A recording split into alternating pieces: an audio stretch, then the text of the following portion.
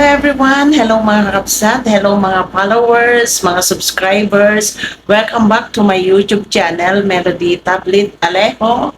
Today is May 13, 2024. Tunay na ang araw ay napakabilis. Ang aking ibibida na naman ngayon ay ang aking baon na simpleng-simple lang dahil wala pa rin tayong rice, mga kakabsat, mga kaibigan. Ang yung likod po ay ang laki ng tiyan.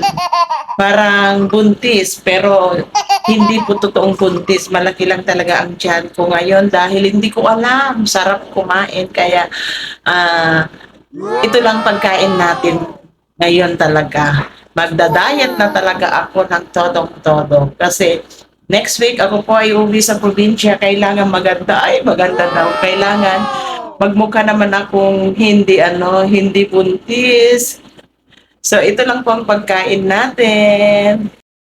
Sobrang tipid talaga, pero thanks kay Auntie Rhea na siyang masipag magluto nito. Steam, lapu-lapu na simple lang, ganyan lang po.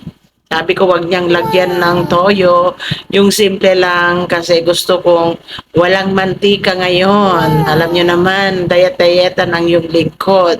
Kaya ganyan lang po ang diet natin. So, syempre, dalawang egg. Ayan.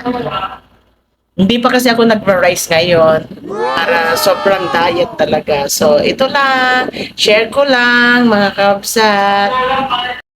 Sarap talaga. Kain na po tayo. Harap. Harap na sarap. Ito lang yung gusto, ganito lang yung gusto kong steam. Simple lang. Hindi maarte.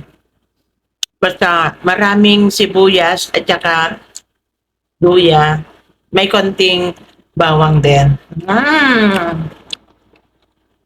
Tapos yung lasa, hindi maalat.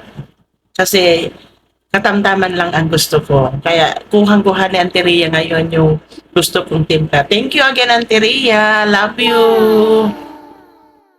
Salamat din para sa sponsor namin. Walang iba kundi ang aking asawa. Siya ang taga-bili ng ulam namin masasarap. Thank you so much, Papa Bean. Love you. Gulo tayo.